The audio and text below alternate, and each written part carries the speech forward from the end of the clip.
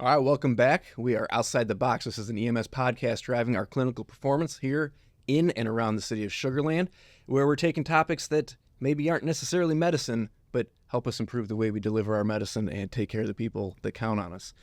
I am very blessed to have a special guest with me today. Today we have Keith Garvin with us, and we get to meet him in a minute. Keith, thanks for joining us today. My pleasure. I'm excited. Happy to be here. And he's got some really good things to tell us about essentially how your words matter. Right? Credibility matters, your words matter, the message you're sending matters. We're going to try, yes, for sure. All right, Keith, why don't let's get to know you a little bit. Why don't you tell us about you? Where are you coming from, and what's the kind of the platform that you're speaking from when you give us this experience? Yes, well, I'm a local television news anchor and reporter. I've been here in the Houston area now for 11 years, and I have been in the journalism field for a little over 30 years now. And my first 6 years were spent behind the scenes as a studio camera operator, a writer, a producer, editor. And so I think it was really valuable for me to learn that part of the business, because it's really helped me in the preceding years in terms of being a journalist, because I realized that it's not all about the person who's on camera. It's not all about that. That's the end result. But there's so much more that goes into putting a newscast together, putting a story together. And, all those people are such key components to telling the story. Those who are the reporters and the anchors, they kind of get the glory, if you will, because they're the ones who are seen. But there are so many people who, the whatever stories are being told that day, there are so many people who were involved at every single level. And so it was good. It was really good for me. I was really grateful that I got those 6 years of experience behind the scenes. But overall, I just think I was drawn more to be in front of the camera, if you will. And I always like to say I didn't get into TV to be on TV. It wasn't, about being on camera. I just liked the ability to tell stories and use visuals and use great audio to be able to tell those stories and kind of be a conduit, Mm-hmm. And so, I got my journalism degree at the University of Nevada in Reno, the Don Reynolds School of Journalism, which is where I went. I went there on a football scholarship, and that's also where I met my wife. So, bonus right there. Yep. And I've worked. I started off again behind the scenes. My first job was first two jobs were in Reno. Went from Reno to Las Vegas, which is where my wife was born and raised, and from Reno to Las Vegas to Raleigh, North Carolina. And then I got my first on-air job in Fresno, California. So I went back across the country, got that first reporting job in Fresno. Great market, great station. Worked there for a year. My old station brought me back to Raleigh, where I was an anchor and a reporter and then an anchor at the end. And then I got what was the biggest story of my career ever, which was the war in Iraq. And I actually got to be one of those embedded journalists. And I was embedded with a unit of Marines from Camp Lejeune. And, a lot of people got to see my stories, including people at ABC News. Long story short, I ended up getting offered a job as a correspondent for ABC News. So I left Raleigh and went to work for ABC News in Washington, D.C., worked for them for 3 years. Got to do some really cool stories. Got to travel, with the White House about a dozen times. Air Force One, really cool plane. It was during the Bush administration, and but I realized that local news was probably the better spot for me. It was a better schedule for the family first and foremost. Mm-hmm. And then I took a job at a local TV station in D.C. So I was in D.C. for a total of 6 years, split up 3 years with the network, 3 years with the NBC station there. And then I got a job offer in Dallas. So I worked in Dallas for 3 years. And then I came here to Houston in 2012 and been here ever since. And so it's by far the longest we've been in one spot. I was raised in Bryan College Station. Okay. And so growing up, we got Houston stations, and so I always felt like I knew Houston, knew what was going on. I mean, I'm 10, 11 years old watching these commercials, this furniture guy named Mattress Mac. So talk about, what describes Houston sort of, and Mattress Mac, Houston wrestling, like all the TV, everything, all the Houston news shows I was watching when I was growing up in Bryan. And so being in Houston felt very natural to me. It's kind of like I grew up in Houston's backyard. And so to me, it feels very much like home. And so I just love to be able to get an opportunity to tell the stories of Houstonians who are doing some really amazing things in our community. The hardships that we've gone through, even when it comes to the stories, the crime-related stories that people are enduring. We just always have to remember that there are people behind those stories. We oftentimes look at crime statistics, which there is an important reason to do that, but we can't forget that there are people behind those statistics. But you also get to tell the stories of the people who are doing something really, really incredible for their community. I mean, you just think Harvey is just one example where Houston has shown over time and time again, the Houston area, that whenever there's tragedy, whenever people are going through something tough, Houstonians are going to show up and they're going to come out and they're going to help their neighbors. And that's one of the greatest things about this community. So to be a part of that, be able to tell those stories, I really consider it an honor more than anything. So yeah, that's I like it. little bit about me in Houston and my news job. I like it. And in there, I think there's a very valuable life lesson that was kind of hidden in there that none of us really do it on our own. Ever. Oh my gosh, There's yeah. always somebody. Mm-hmm. So find that person, say thank you. Yeah, without a doubt, our whole lives. I think so with all of this amazing experience, all this moving around, all these assignments that I'm sure you had over the years, you had mentioned traveling in Iraq, being embedded. Maybe it's there, maybe it's not. Is there a story that just sticks with you that made an impression on you in any given direction, and you just look on fondly that, man, that was a really big highlight in your career? Yeah, the Iraq was most definitely the biggest story I've done. I was embedded. I was in Kuwait and Iraq for a total of 7 weeks. And so I'd never even gone camping in my life before. And I can say the first time I went camping was in the Kuwaiti desert. Pitching a tent. And then even in in Iraq. So what year was that? It was 2003. Okay, that was true camping. Oh yeah, wow. Well, yeah. There was nothing established at that point. Yeah, no, well, real quick, just maybe a funny story. My photographer and I, our station had provided us with our own tent, and so we didn't need to use it until we got to Iraq, because in Kuwait we were in a camp where they already had the tents all established. Mm-hmm. We get to a spot in Iraq in a town called Nasiriyah, and we have to pitch our own tent. Well, there was this horrible sandstorm that came through. And so my photographer and I were trying to put up our tent in time, and the wind just comes through, and it was just blowing this thing all over the place. And we're sitting there trying to get the tent put up.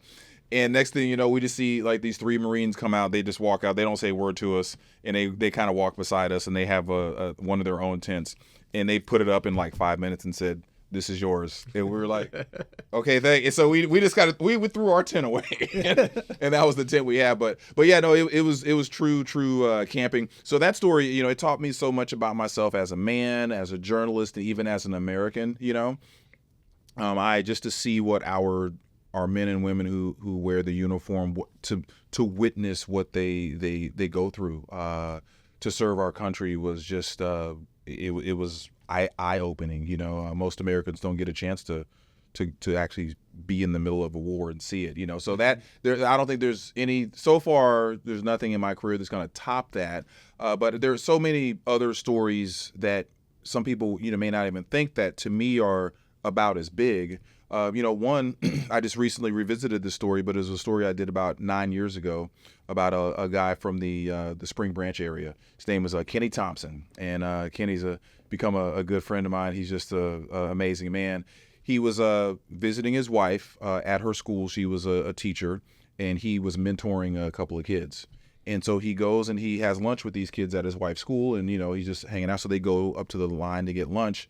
And when they get up there, they're asked to go to a separate line because and they go to the separate line and they can't get the lunch of the day. They have to get a brown sack lunch with a cheese sandwich. And he's like, well, what's going on with that? And so he asked the cafeteria lady, and she said, well, these kids, they have to get this reduced lunch because their bill isn't paid. There's a deficit on their bill. And he said, well, he didn't think that was fair, didn't think it was right that, because you're singling out the kids, you give them a different, the inferior lunch, and you're separating them from the line. So he said, okay, well, how much is their bill? Told him, he paid it off. So then he went to the principal's office to ask about it and was told, how the system works. And he said, well, then how many kids are there who have this deficit in their bill? And he was like 100 and something. He said, And so they all have to come here, and they get in line, and they have to get this sack lunch. And he said, yeah. And he said, okay, well, how much is it? And he went ahead and paid it off. So then he started going to he realized that there were other students at other schools who were in the same situation. So on his own, he started calling different districts in the area, and he started finding out how much these bills were, and he started paying their bills. Kenny's he's a lighting guy. He lights for like theater and concerts and things of that nature. Amazing man, but he was taking the money out of his own pocket to take care of these kids' bills. So we found out about, someone called and said, hey, you got to do a story on this guy, Kenny Thompson. He's absolutely amazing. We went and we did the story, me and my photographer. And after we talked to Kenny, we were like, wow, just the way he told the story, you could see how much he cared about these kids.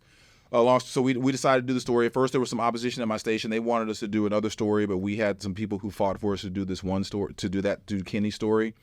And after we did the story, within days, it's on CNN. He's on NBC News, New York Times, and from that he's able to start a foundation, because all of a sudden he had money pouring in, not just from all over the country, but from all over the world, to help pay off these bills for these kids. Wow. And so now, long story short, 9 years later, his foundation has just grown, and they've fed over 500,000 kids, or they've taken care of the bills of over 500,000 kids. And what he also did, he caused the school districts to look at their policies and change their policies, and it was all because of his action. And that's just an example of one regular guy from the Houston area who saw a need. He was impacted by what he saw, and he did something about it. And there were some amazing things that happened because of that. So that's one of my all-time favorite stories as well, that really changed me. That shows you that you can make a difference. One person can make a huge difference for a lot of people. You may not be able to make a difference for all 6 billion people in the world, because that's a lot of people. But the thing is, what Kenny Thompson showed is that you can make a difference for the people that you can be connected to. And that can go a long way, because then he gets calls to this day. I just kind of revisited the story with Kenny a couple of months ago. He still gets calls from all around the world and in other parts of the country of people trying to figure out how they can make that same kind of difference. And so his impact of helping these kids here in the Houston area has spread out throughout the entire country and really the entire world as well. So one person can make a huge difference. I like it. Yeah. Nice. Yeah. Nice. All right. So let's look at this process of it, because we got to see a little bit of it, and I think it's an important discussion point that we kind of addressed, that you get a lead. Somebody calls you up and says, hey, Keith, here's a great story. Let's talk about Scott. He makes great podcasts. Right, he does. He's amazing. and then like you said, we see the end result. There you are at the anchor desk. Cameras are rolling, bright lights, everything looks great. Here's the story. How does it go in between? How do we go from you hear something that's a lead to here's a well-delivered packaged story?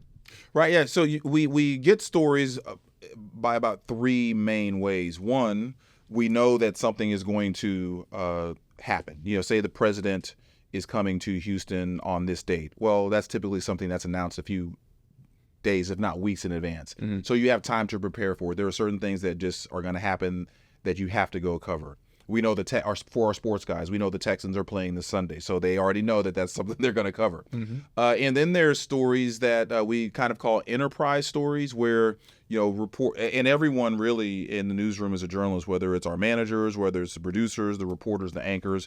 And so all of us are like looking for stories. You're reading articles on the web, you're magazines, newspapers, things of that nature, and you come across something.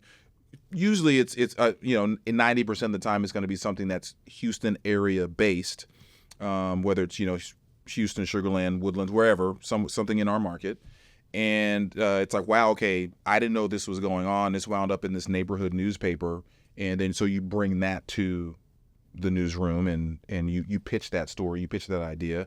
Or then there's the breaking news where, there's the accident or unfortunately, the shooting or whatever, something big and major or tragic. Mm-hmm. And you got to scramble, you got to get your people there, your crews there to cover that story. So those are kind of 3 main ways we come across story. We also rely heavily on the public to call in, like the story about Kenny Thompson. We had no idea that was happening until someone who knew him just picked up the phone and said, hey, you guys need to do this story. Those oftentimes turn out to be the very best stories because obviously the people who are connected to it are impacted by it. And so they tell you about it and you research it, and it ends up having impact on everyone else who watches it. So once you get the story, the type of story, the story idea, you pitch it, you have to make phone calls. You have to realize that, not only are there two sides to a story, sometimes there's 3 or 4 sides to a story. So you have to call as many people that might be involved and kind of get a foundation, get an understanding of what the story is. And okay, there are certain checks. How many checks do we have? And so is this a story that we should pursue? You get to the point where you say, yes, we're going to go ahead and pursue this story after doing your research. You have to line up everyone who is going to be able to give you information about that story. But then also, depending on the story, you also have to contact people who might be on the other side. If it's a story about some new drug that's supposed to be a magic pill. So you interview maybe someone who's a doctor who might be able to give you some information on that. You interview someone who's taking it and they say that their life has been changed by it, but then you also have to find an objective opinion that could either be the doctor, or you might have an organization that's saying, hey, wait a minute, we know a million people are taking this thing, but we have these 3 groups that have done studies that show that it's not really that healthy. And so it's our job to tell those sides and then write a balanced story, present a balanced story to the viewers. An awful lot of fact finding. Oh, without a doubt, yes. Right. Yes. And this is all starting from, correct me if I'm dramatizing it, but you're starting with a piece of information that has maybe no more substance or credibility than a rumor, than gossip. That's where we start. Yeah, that's a good way to put it. Yes. So there's some bits of information that have more substance than others, but yes. Right. But you're not taking that one and running with it. Right now, no, yeah, you never run with it. Yes, And I make this nice stretch to make that point. That society, we're plagued by gossip and chatter and everything else, and our organization here is no different. That we hear things all the time, and what's really nice is we have 3 shifts. So you kind of go through this, and several days go by, and it's the telephone game over 4 days before you come back, and now it's a totally different message. And right. well, wait a minute, I told you that. Why does it sound like this? But now, everybody's hearing things. So the value of getting the information behind it, finding the substance to it, and not just being words in the wind, it is pretty crucial. Yes, without a doubt. Yeah, process is very important. Yeah. So the process is important. Finding the information is important. The taking the pause, even on the breaking news, you look for something, right? You don't just, hey, I heard something, it's breaking, here you go. Right. There's still, I would presume, there's only so much you can do at that rapid tempo of the event unfolding, but the same kind of thing probably happens with the breaking news, correct? Oh, without a doubt, yes. With breaking news, so you hear that something has happened. So you have to find out where to. I would say 85% of the stories that we do in the news, we are dependent on. We're connected to the law enforcement agencies, the first responders, all the first responders. We rely on them to. They're usually our first call. Like, hey, we hear this is going on at such and such intersection in Sugar Land. We call the precinct, we call the Forbin County Sheriff, we call whoever, and we've heard that this accident or this tragedy, this shooting happened here. What can you tell us? And then whatever bits of information they can. Now we're probably sending someone on the way anyway, but we're our assignment desk and maybe that reporter who's on the way. We're calling in everyone as many people as possible who can give us official information. We're calling them and we're trying to figure out, okay, how true is this? What are you hearing? And then that is what largely guides, our next steps. And so then we get, if it is something that's legitimate, we get to the scene and then we have to start recording and we have to start asking questions. We typically are looking for law enforcement. We're looking for whoever is in charge of that scene, that jurisdiction to kind of guide us and tell us what they know. a lot of times, I mean, you've been on the ground in those situations. There's a lot that you don't know right away. There's certain information you have, but you don't always know everything that's going on. That's why information changes a lot, because we have this certain set of facts right now, but especially the nature of a breaking news story, it's so fluid. Things are going to change. Okay, well, we heard, when they called, they said that there were 5 people who might have been shot, but when we got in there, found out there were only 2 wounded, which not happy that 2 got wounded, but it's not as bad as the 5. Yeah. Or, hey, we thought it was 5, but the numbers already jumped to 11. And so just the nature of breaking news, the information is going to change. So when we go on air, we, over and over, we say, this is what we know now. This is what we're hearing. And we try to remind people as much as possible who are watching that, this may change because this is a breaking news situation, but this is what we know now. And so when there is a change, and wait, you said 11, now it's only 2, you have to remind the viewers that want to remind you this is a fluid breaking news situation, and things change. We were told 11, but thankfully it's only 2. And so, but that's even at the breaking news situations. Yes, you do have to you need to find the facts as quickly as you can. And then you send the crew is there, they're on their way or they're already there. We're making phone calls. And then, we had a breaking news situation within the last month or so where there was a explosion at a refinery. And so, we hear that and we start calling the agencies that are involved, but then we have a helicopter. And so then we can send the helicopter up and actually fly over there and we can see that, okay, yeah, there's smoke and fire. So we know something's going on. So then it's just a matter of, okay, we know something has happened, but then it's a matter of, okay, talking to the company, talking to law enforcement and the first responders who were responsible for that to try to get as much information out as quickly as possible. So in the most rapidly developing circumstances, the most because there is the business component to news and the delivery and the first to market value. Mm-hmm. So in this most rapidly moving situation where you are competing with other entities, all of these things, there's still the deliberate effort to find more information and at the very least verify that what you heard legitimately is valid information. Yes, for sure. I feel like if that's something y'all are doing, that's just pretty good for any of us, that maybe we check on the things we hear, read it on Facebook. Let's check on that one before we start sending things around. And I think for our younger leader, any of our leaders here in the organization, I mean, what a message. You hear something, ask some of the questions. Is that really what it is? Is it something else? Especially when it doesn't seem right. Mm-hmm. We get that emotional response. You get that visceral response to this thing you heard. Maybe that's not what it's supposed to be in the first place. There's that old justify your anger at least. Yeah, there's that adage. If it sounds too good to be true, there's a good chance it is. And so there are we come across plenty of stories like, okay, wait a minute, this sounds too perfect. Like this would be the most amazing story if it's true. Mm-hmm. And sometimes it is. The facts do line up, but a lot of times it's okay. No, this isn't what we thought. And there are plenty of stories that we get sent on. Like, okay, hey, we hear this is happening. Let's go now. And then when you get out there on the ground, it's something completely different, or it's not a story at all. So you have to make sure fact finding is so very important, without a doubt. To make this nice relation to it, we do this all the time, and we get a little grumpy sometimes that our dispatchers take the phone calls, they talk with the citizens, and they send us on this thing, and when we get there, it's not what we were sent for. Right. It's something else.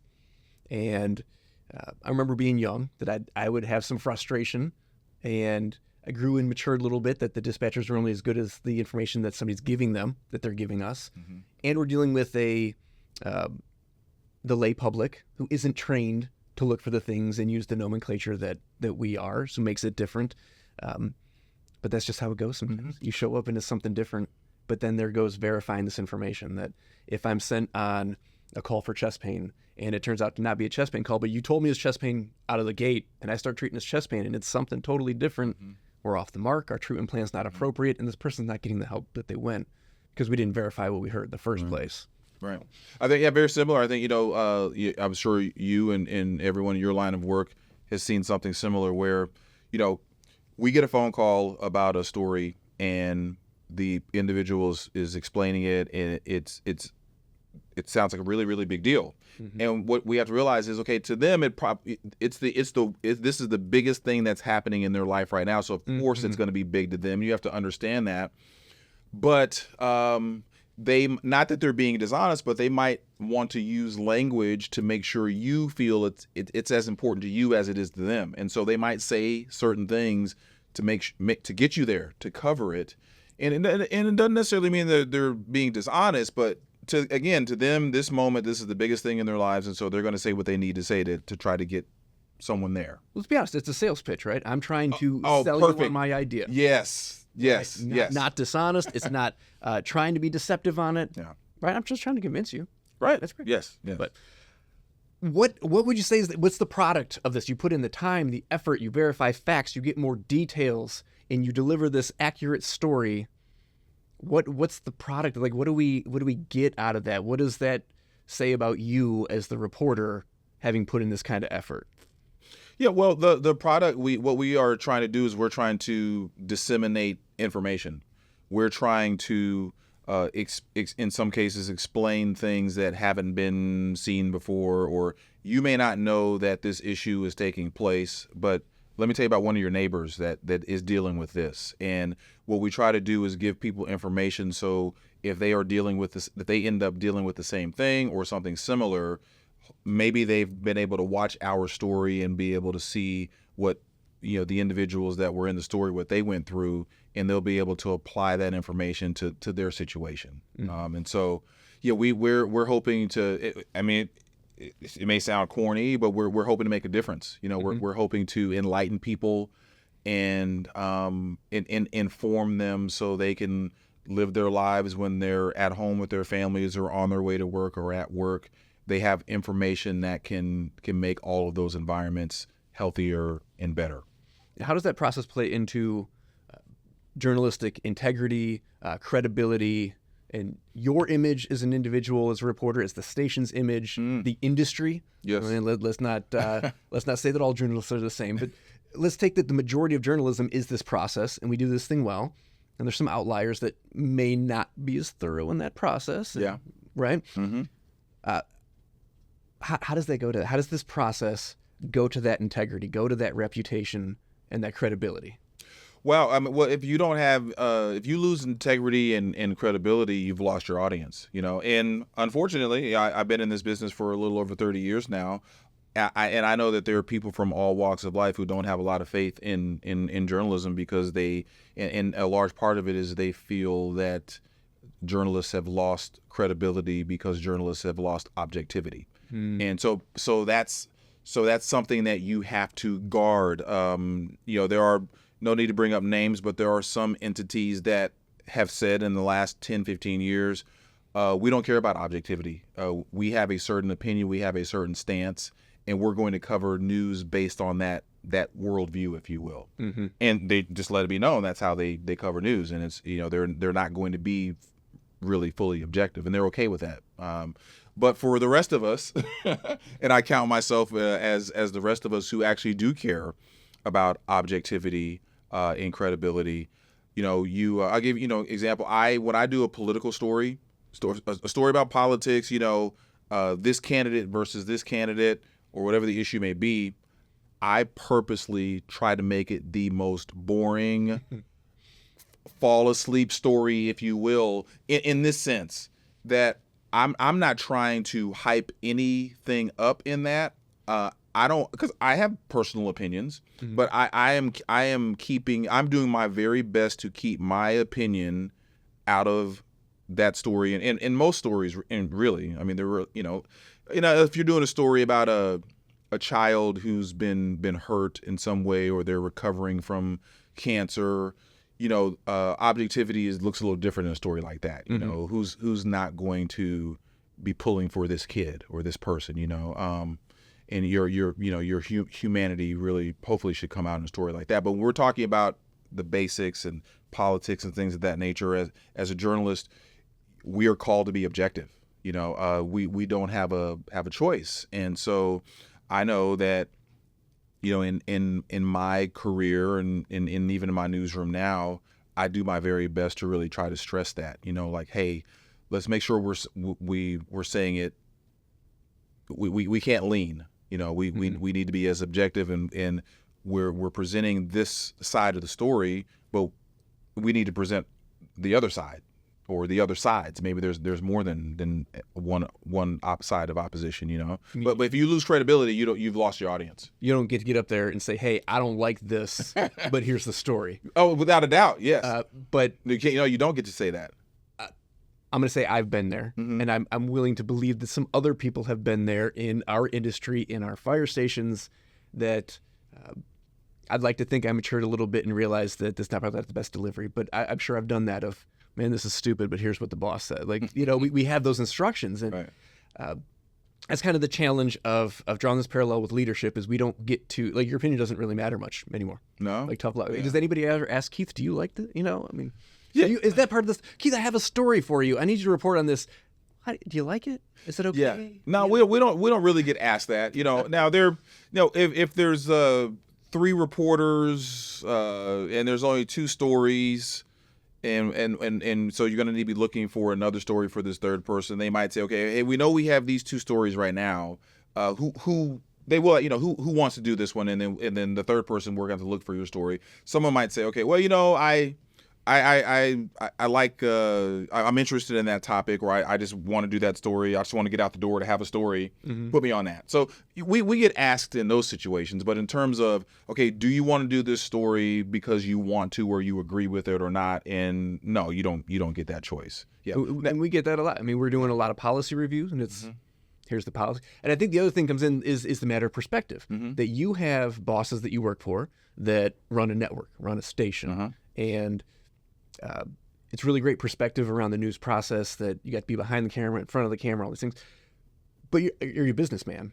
Yeah, we're in the business, yes, right? For sure. And you have people that are much more attuned to that business end that see a different lens of it, see a different picture of it. So when they come to you and say, hey, Keith, do you like this? Or I don't like this. I don't want to do it. There's a whole lot of information you don't see of why that assignment's even coming to you. Right. And it's a very similar thing for us that we got to review policy, we got to update policy, we got to adjust policy, federal labor law changes, whatever it be, state law changes, and policies have to be in compliance with that. And nobody in Austin asked me if I like things before they change, ambulance regulations. And it is what it is. And it's a very easy trap, I think, for us to get there. It's because we live with people in the fire stations for an awful lot of time. A very limited amount of time that our people spend with me. Right. They spend it with the people they supervise, our company officers, right? It's a really easy trap to get in them in administration, them do versus this. us. I don't like it, Yeah. but here's, I got to do it because I have to, but I don't like it. What do you think that I don't like it does to the credibility of the message, though? Well, we all have bosses, I'll put it that way, and we have leadership that has goals and has directives, and even our bosses have bosses, and so if you're going to be part of the company, I would hope that you have a leadership that is respectful enough to ask question and ask how you feel about a certain thing. And I know even in where I work now and the stations I've worked at before, when we are having major changes, they will oftentimes, ask either in anonymous emails or surveys, okay, what do you think about these issues, this direction we would take? That does happen more often than most people would realize. But once management's made the decision, okay, we've heard from everyone, or in our case, the board of directors has made this decision. This is the way we're going, and we're required to go that way. Right. So it's you can. I think most of the places I've worked, we've been able to express your opinion on something, but then once the decision is made, it's time to tighten up the bootstraps and start walking. and to qualify, we do try to draw some feedback. We do want your feedback. Right. Like we do. I like to make decisions with input from the people that are affected by it as we can. That's important. Right. But you're right. Sometimes you can't. You have bosses too. I have bosses too. Right? And they have bosses. And they have bosses above them. Right. But Right. I think there's the time for discussing it. There's time for clarification. I think there's a good point to make that there's a respectful questioning approach. That the tantrum, fold your arms to stop your feet doesn't really work. But if it's I don't understand this, or this seems to not make sense to me, can we address this? There's appropriate ways to do that. And something I wanted to ask you about the objectivity before we get too far from it. That you say it's just what you got to do. There's no choice. That's just what it is. Does that mean it's easy to do? Oh, no. I mean, especially when it comes to objectivity in my line of work, there's so many. I mean, I'm a human being, obviously. And so I have opinions. I have beliefs. But I've done a number of stories, and I've had to tackle a number of issues that I don't agree with personally, whether it's a spiritual belief, whether it's political, whether it's whatever. But I'm still called to be objective. I mean, I think for me, I like to refer to it as a switch. I've just over my career developed this when I have my personal opinions, I have my beliefs. When I go do this story, I have to flip a switch, and I call it the switch of objectivity, where I'm required to be objective and listen to these people, this person on all sides, and then tell an objective story. It's a requirement. As a journalist, it's and again, not everyone does it well. There are plenty of entities in journalism that have said already that we don't really care about objectivity. This is our product, and this is what we're giving you. But I think a large number of journalists still value objectivity and value that integrity, and so I think it's. It's again, if you don't have it, if you lose that, you lose your audience, and I think there's some, like I said, there are some entities that have kind of gone either far left, far right, and they aren't concerned really with objectivity anymore. But I think most journalists want to. We're here to tell the truth, and we are here to be objective. And we realize that and I think I have family members who have all sorts of different views, and friends and neighbors and people I work out with who just think completely differently. And nothing wrong with that. And I certainly, again, like I said, I have my beliefs, but so people from all those sides will say, journalists, they're someone on I guess I'll just politically say someone on the right. There are plenty of people on the right who think that journalists are fake news and no objectivity, and there are plenty of people on the left who feel the same way. So I like to think that we're somewhere more in the middle than most people think, because people on all sides. Yeah. So if all sides or both sides are thinking that we are not walking down the middle, we might be closer to the middle than either one of them really want to admit. But the work has to be done every single day to show and prove that you are objective, and to go out there and seek the truth. And it's simply what you're called to do. And this is a process of maturity, professional growth. I'm willing to bet that there's been some feedback from more seasoned people as you were coming up of, hey man, there's some experience talking at you, right? And not necessarily an easy thing. We're talking about 30. The way you say it sounds really simple. Just do it. That's what you do. But this is 30 years of growth and maturity and development, and not just professionally, but in life. Like you've lived life. So let's acknowledge that this isn't the easiest thing. That you know what, I'm going to decide to be objective today. I'm objective now. Right. You're gonna have some missteps of it, and it just takes the practice to get there. It's certainly something that you learn. You learn it and you practice it.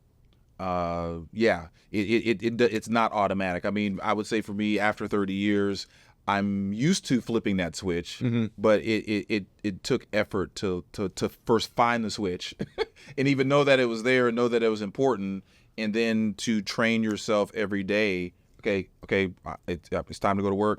I got to flip the switch. So it does take time, it does take effort, and life experience plays a big role. Yeah, and previously you had shared I thought it was a very interesting story, an assignment that you had, and it was kind of a charged situation, and you spent the time to go talk to the other side of this story, the unpopular side of this. Yes. The side that it sounded like a very easy to vilify kind of story. Yeah. And you took around the other side, like, well, hey, wait a minute, let's all right, everybody gets their day, right?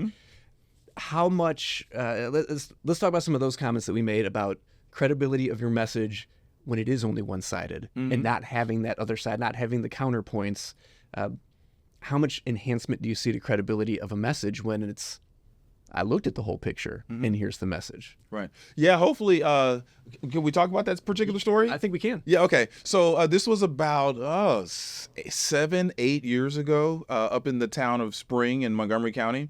There's a section a lot of people will know of, Old Town Spring, where it's this collection of bungalow-style home. Well, they're homes, but most of them have been turned into businesses and restaurants and things of that nature.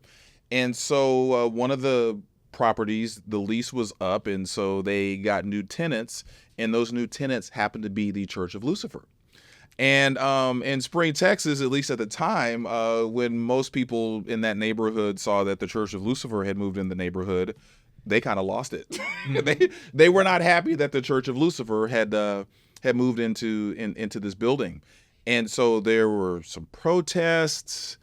There were even people breaking in, vandalizing, breaking windows and things of that nature. And I'm a born again believer in Jesus Christ, so I certainly am not a follower of worship or worshiper of Lucifer. Let's get that out there right now. But I thought it was important to tell the story because then I contacted the people from the Church of Lucifer, and I thought it was important to tell their story because when you look at the basics of the story, they moved into a building that they wanted to be their house of worship. They legally signed a lease, and so they legally had the rights to that property. And was it right? Was it understandable that people around them would maybe have some uneasiness and not be happy that they were there? Yes, it was understandable. So it was also important to hear from them. But then you also have to hear from the other side, in this case, the Church of Lucifer, about why they felt that they had a constitutional right, they had a legal right to be there. And so I went out and I told their story, and I would think most people would say, okay, hey, you may not want them to be there, but, vandalizing their property, trying to set fires, things of that nature, that's for one, it's not the legal way to do it. Right. And it's probably not the right way to do it either. So yes, in that case. And so I hope, I'm sure there were people who didn't know anything about me, who saw that story, and maybe they maybe weren't happy with me because maybe they thought I was in some way promoting the Church of Lucifer, which I wasn't. The issue was purely about their lease and did they have a right to be there.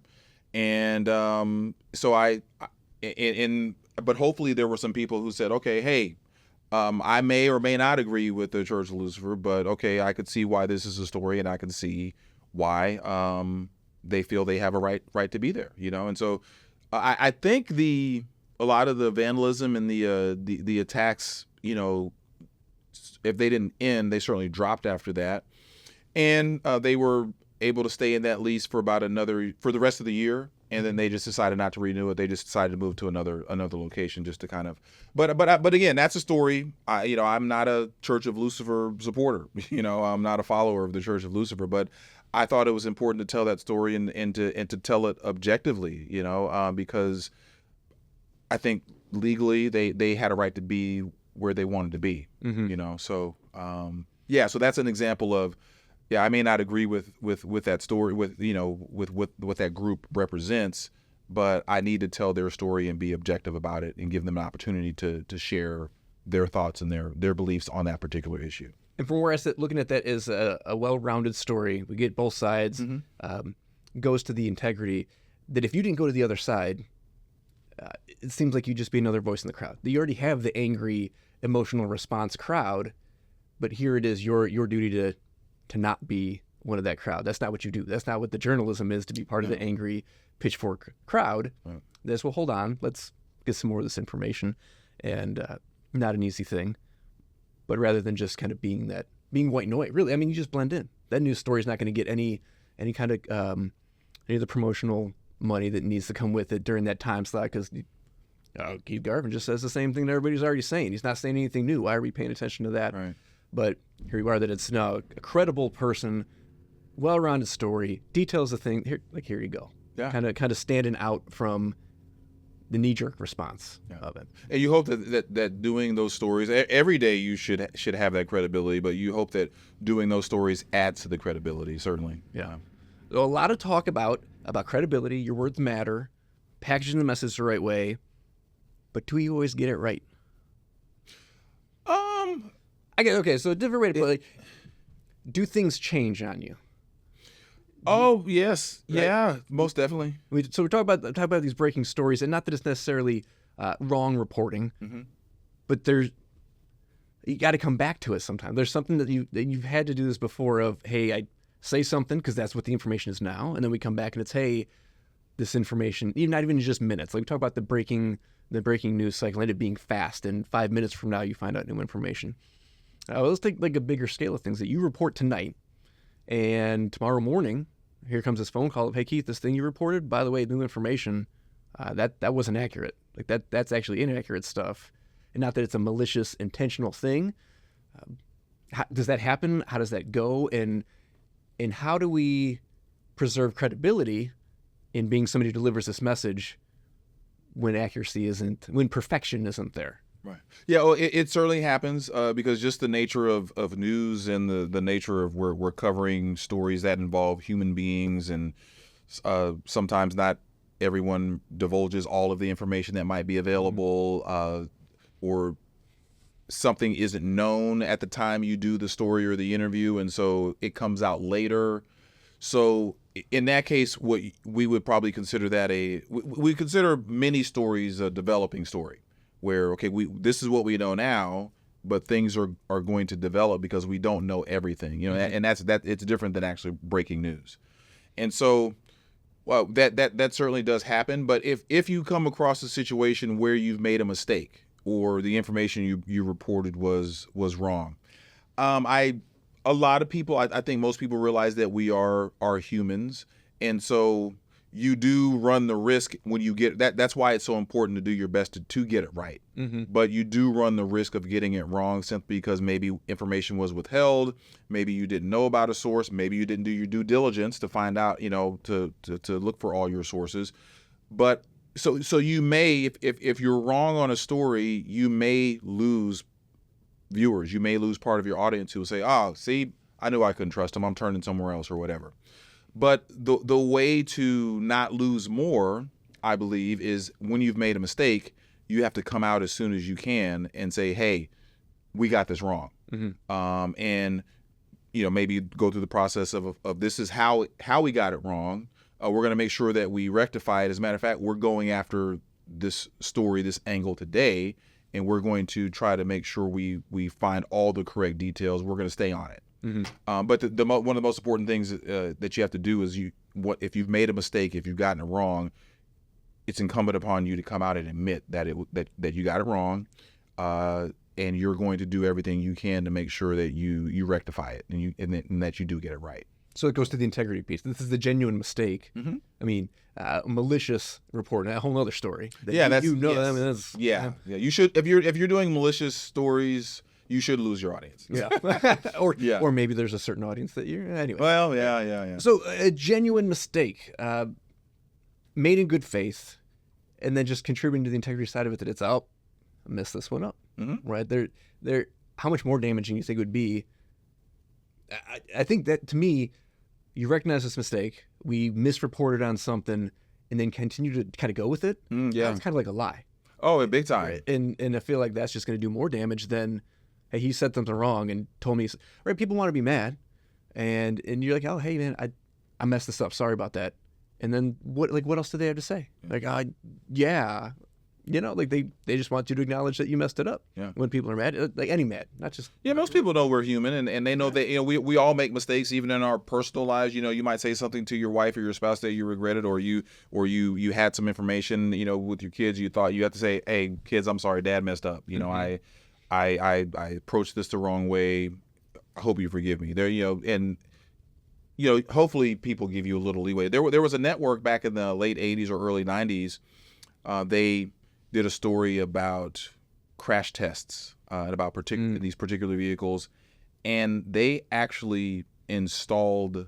So I might not have all the details right, but I know they installed explosives, or they in the crash test they added explosives to make it more dramatic. Mm-hmm. And they didn't admit that, and they knew that they did that. I mean, they just wanted a more dramatic effect to tell the story. Yeah. But it gave people the impression that, oh my gosh, these cars are even more dangerous, because if you get into an accident, your car's going to blow up like automatically. And it took months, maybe a few years, but they were finally called out on it. Mm-hmm. And then there was some denial for a long time until there were investigations that were done, and it showed that they weren't telling the truth. They heads rolled at that particular network, but that network lost so much credibility that even to this day, it hasn't fully recovered from that, because they chose to sensationalize something that they didn't need to sensationalize. I mean, crashes happen and they can be horrific and tragic. You don't need to add anything to that. Everyone knows that a vehicle accident, a motor vehicle accident, could be fatal and could be very damaging. You don't need to add explosives. It didn't make sense for them to do it in the first place. Yeah. But then they didn't admit it at first, which just they dug a deeper hole. That like you're saying, they didn't come out and admit that they were wrong. And then they finally got called out by it, through other investigations, and they lost a lot of credibility that to this day, they haven't been able to gain all of it back yet. Mm-hmm. So it's very important. And reputations stick. Without a doubt. And especially first impressions. Mm-hmm. If that's the first impression of that network, those report, man, Yeah. it's the same kind of thing. We get young people to come to the fire station. You interact with them how you interact with them, and that you only get one chance to make that first impression, and that sticks. The reputations stick. And for our young people, we'll tell you about reputations and credibility. We're talking about some of the leadership ends and passion messages as a leader. You're building the credibility and reputation now as a young person, that you go take a promotion and you don't suddenly just get credibility because you got promoted. Great. We now believe everything you say. We trust. That reputation carries. All right. So the way you conduct yourself as a young firefighter, young provider, it affects the way you become a lieutenant, a captain, when you become a chief. Like this stuff matters. So this isn't I'll get to it later. This is just good stuff, period. That the way we carry ourselves, the words we choose, the messages we pass, this isn't just a leadership lesson. This is just kind of a personal lesson. Yeah, your reputation is a very key building block to your future. And I think you made a good point too. You go home with family, you go home with kids. That I think we as human beings have a hard time acknowledging we did something wrong. That there are definitely people in the world who are waiting for the gotcha. I knew it. Whatever, right? Nobody's perfect. No, exactly. And I like to think that it's not so much that you make a mistake, it's what you do with the mistake. That's really the important part. Because we learn from our mistakes, so our mistakes are sometimes our greatest lessons, But like you said, it's how you get up from that mistake and how you carry on from there is what's going to determine your integrity and how people view you and if they're going to trust you again. Yeah.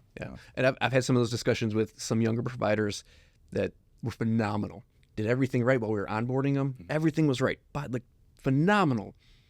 And he's like, "Oh man, I'm ready to go. Just cut me loose." I'm like, I don't know. I'm not sure about it. It's like, why? I did everything right. That's why.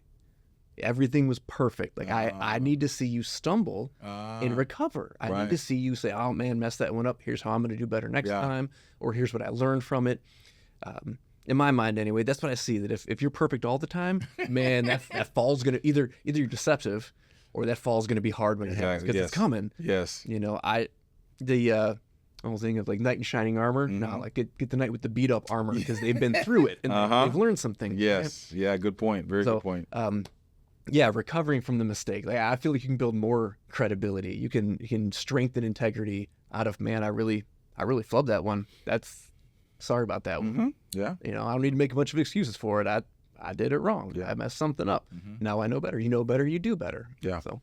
Yeah, I was a defensive back for years, and I remember it didn't happen that often. But when you get beat on a play, they say I remember one time in practice I got beat on a play, and deep ball, and I kind of put my head down. I'm walking back. Next thing I'm hearing this yelling, and my DB coach is running out after me. He said, "Don't you walk back. Don't hang your head. Don't you walk back to the huddle. You run back to this huddle and you get ready for the next play because you got to go back for the next play. Don't wallow in your mistake." Now if you get beat too many times, we're going to have to take you out of the game. Right. But you're gonna make a mistake. The response isn't hang your head and like, oh my gosh, can't believe that happened. No, learn from that mistake, get back to the huddle, and get ready for the next play. You know? Yeah. So that was a lesson I learned a long time ago. Luckily, like I said, I didn't get beat deep too many times, but it did happen. Learn from mistakes, right? Yes, yeah. All right. You got this public faith, being the public figure that you are. How fragile do you see that? Like you hold this, people look at you and they believe the things you say. How delicate of a thing is that? How easy could that be to crush, to lose? Oh, yeah, easy. I mean, even in my my church, I realize that there are probably some people who don't fully like they may not know exactly what to make of me, or they may not fully. I'm not gonna say they don't like me, because in cases I don't even know if they really know me. You're delightful. Why wouldn't they like you? I don't know, but I think there is mistrust from even people in common circles, because I'm a journalist, and they're like, oh, he's a journalist, so I know he's in this church, but he's a journalist, so I don't even know if I can trust him. And so I do know that there are people who judge you from afar, but I also think you're being judged all the time. Like I tell especially younger people at our station who might ask for advice. What I try to tell them is, hey, whatever you're dealing with at home, as soon as you drive into this parking lot, you got to unplug all that, and unless it emergency, someone's sick, things of that nature.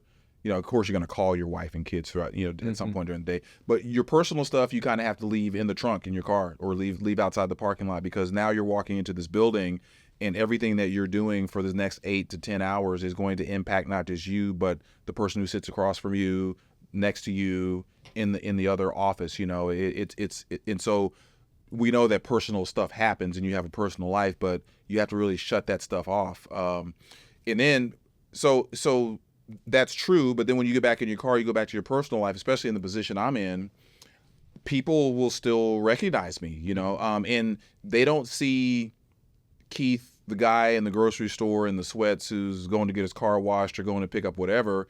They still see me as that news person. Mm-hmm. And so in a way, it's something that, if you are in this line of work, that you just kind of have to accept. It's kind of like being an athlete. Yes, you do your job on the field or the court, but because you're in this position, people are going to recognize you, and they're going to expect certain things. JJ Watt's an amazing guy, we know, but and we know the things he did for the community, we know the things he did on the field, but JJ Watt, I think he kind of probably felt like he always had to be on and always be that JJ. Mm-hmm. Like JJ can't have a bad day. Yeah. Because that fan who this is the only time they're ever going to see you in their life, you're worried about that impression that you're going to make. You don't want to disappoint people.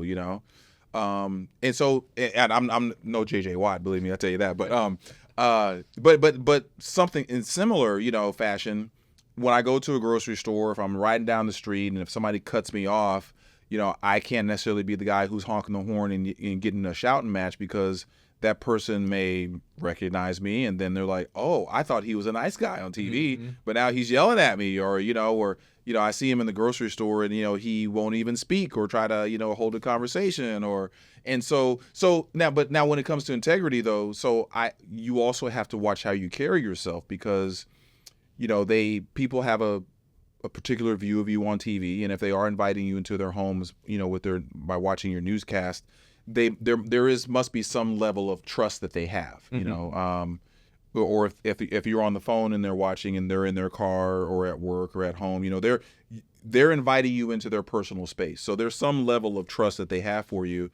And so you have to be cognizant that even when they see you away from that arena, they're viewing you as that person. And so you have to, it's incumbent upon you to act with integrity even in those situations as well, because if you meet someone and I'm not a yeller really anyway, so I don't like typically yell and argue with people. But if someone at the counter gets your order wrong, and you yell at them and you're going off, and then you don't realize that a person sitting in a seat 2 tables over is someone who watches you, and they're like, oh my gosh, I mean, I thought he was a good, nice person that I could trust. But look how he's treating these people, and it's just, in a way for me, that's good because it's a check. Yeah. it forces me to watch my reputation even a little bit more because I realize that people, not everybody's going to recognize you, but I mean, there might be, you don't know who is going to or not. And so, and I would like to think that I don't act a certain way just because people may or may not recognize me. I hope that I really have integrity, truly integrity. But what is integrity? What is character? It's how you act when no one's watching. And so I hope that I'm that same decent person, when no one's watching. And so, but then again, you never know, especially in this day and age, with, these things and cameras, and you never know who's watching. Really, everybody's watching. Yeah. So on camera, how many times a day somewhere? Everybody's watching. Yeah. But it's, I would say it is fragile because if you say the wrong thing, if you act the wrong way, you could lose the trust of someone who knows you through that job. They may not know you personally, but they've come to expect and then also, we're on social media as well. And so you present a certain image on social media. And then when that doesn't match what they meet in person, they're just like, you know what? I can't believe I ever watched this guy, or he's not the person I thought he was, And so, you just keep in mind that, and I think that's one big difference. If I can just real quick, there's a big difference between like local news and network news. Is people who work at the network level and they're based in D.C. and Washington, New York, and these other places. And even though the news is coming into Sugar Land and Houston and everywhere else, they're not here in these communities. So they're never really going to be. They're going to be held accountable by their bosses and by people in the company. But they're not necessarily concerned about how someone in Houston or Sugar Land or the Woodlands feels about them. Whereas in local news, we realize that hey, we go to church, we work out in the community, we go to the grocery store, and there's a good chance that we're going to run into the people who are watching us, and so that typically, at least for me, that makes me. I have the desire to make sure I'm telling the story right and objective because I can be called out by somebody in the grocery store. I can be called out by somebody, in the mall, and so that's kind of another good check and balance to that's implored me to do an objective, good job on a story and be fair because I know that I could be called out walking down the street, and so that it's good to have those. It's good to have that knowledge that there are people who might be watching, but sometimes it's like, wow, I just want to be a regular guy, That's why, I was a CrossFit guy, and it's good. So you can just go in the gym and just work out, and it doesn't matter how great or, most of your CrossFit buddies are not going to be judging you, you just. Oh, I mean, we are, right? Well, a little bit, yes, but for your professional life, but yes, exactly. Lift, absolutely. Yeah, exactly. Yeah. But, I can kind of just go crazy in the workout and do well or not do well.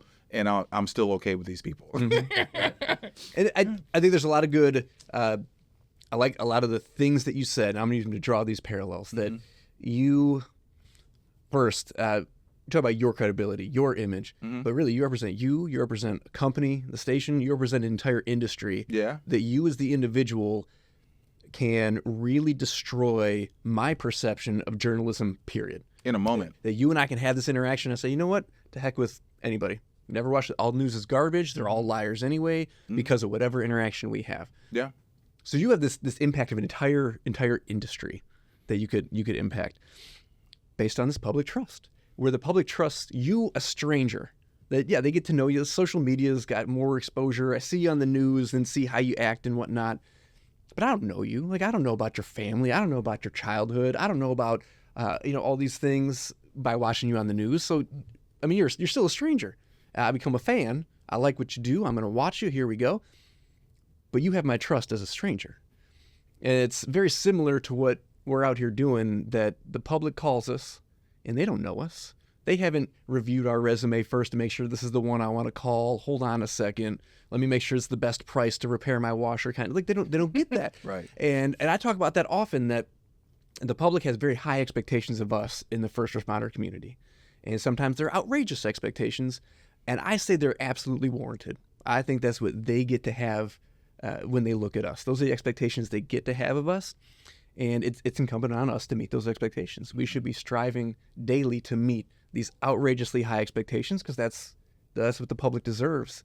That they call up 911 for a stranger and invite you into their homes, the way you were describing with the news broadcast, into very private spaces, into private parts of their lives, with a lot of blind faith that they don't know a thing about us. Sure, Scott does a phenomenal job with our community outreach and our media stuff, but at the same time, they don't know us, right? We look good and we do awesome things, but there's this very high level of public trust, and I go into somebody's house and I crap all over that. And not only does the department look bad, the city looks bad, the whole industry looks bad. Yeah. That, man, fire departments everywhere are garbage because the 100% of my experiences with this person, with this firefighter, they're garbage. So everybody's garbage. Yeah.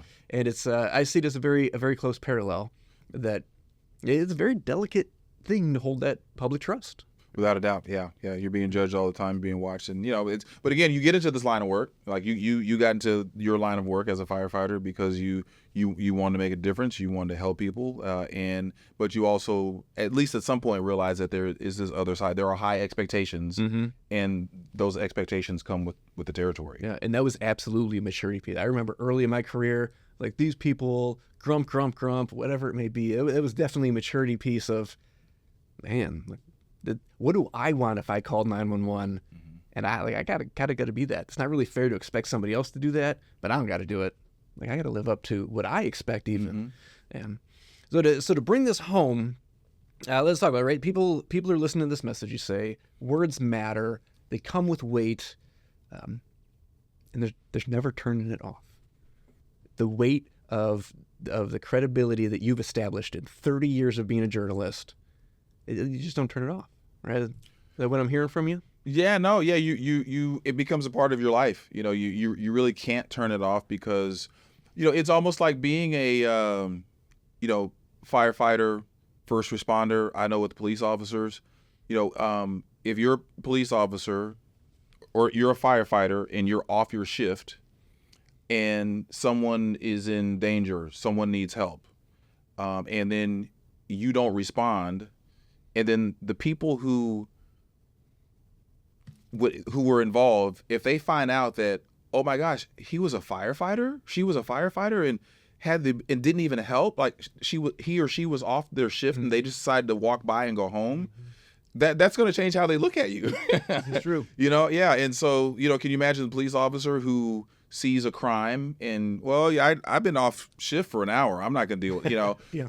If people were to find, now maybe they walk away and no one ever knows, but if people were ever to find out that, he or she was a police officer and did nothing, they would view that officer, and probably in a very negative way. And so, saying all that, no, you're kind of, again, it goes with the territory. You're kind of always on, and so your integrity is always going to be an issue. It's always going to be something that you need to guard and think about and realize that you could, that it's important. It's important for you to exhibit great character all the time, and sometimes your worst moment could potentially, even if it's not your very worst moment, a bad moment could kind of ruin that in the eyes of people who are viewing you. Yeah, but no, you definitely, you're kind of, it's something that it becomes a part of you. It becomes a part, it's your profession. You learn it. You've trained for it. You gain it through experience, and then because of all that, it becomes actually a part of you, and it's just something that you realize that you have to always carry with you. Yeah. And in an opportunity to be made fun of here, I'm going to talk about the movie Backdraft for just a quick minute. Chicago Kid, best movie, right? Got to be right. Got to love it. Yeah. Let me go, Paul. There's a line in there. De Niro's in there talking to one of the characters. Like, the thing about firemen is they're always firemen, night and day. Or no, it's not De Niro. It's it's Donald Sutherland. Donald Sutherland, yeah. It to De Niro. Close. They're always firemen. Right. And it is. Like, we leave here, we go away from here, just like you're saying, that, we're still there. We represent ourselves, we represent the organization, the city, the industry, the entire industry. And not only just our industry, that, police are going to get rolled into that too. All these first responders are going to get rolled into us as first responders. So we're always there. We're always carrying that message. Things you say matter. I think this is really the crux of all of this. It takes an awful lot to build it up. very little to destroy it Right. and knock it down. So I was just this morning, somebody made the comment to me, I can't remember which leadership book it was, but it was your leadership bank account. You got to make an awful lot of deposits, but really no, it takes one withdrawal, you're in the red. You're now into debt there. Good point. I love that analogy. Yeah. Well, Keith, I really appreciate your time today. My and sharing pleasure. your stories with us. Any other final comments that you want to throw in? Anything you didn't get to say? No, well, I just for all of our first responders in the area, like I said, we in the media, I would say at least 85% of our stories we have to engage first responders in one way or the other. I mean, those are just the nature of the stories that we cover, and so I know I have just a high level of respect for the men and women who are our first responders. I know it's a job where you literally are putting your lives on the line in so many situations, almost every single day. And so I think for some people and maybe for many of you even, you're like, well, hey, it's my job, it's what I do. But we can't forget that it's something that's really special and that really matters, and you're such a huge part of our community. So I want to say thank all of you for what you do, and I know you. If I ever come across a story, I have to be objective, but just know I'll always be pulling for you guys. We appreciate that. We got some really great people here. We do. We hear that a lot of. It's just what we do, and that it's just a testament to the great people that we have doing it. So, Yeah. Keith, thanks again. Really appreciate it. My pleasure. Thanks for listening. We'll catch you next time.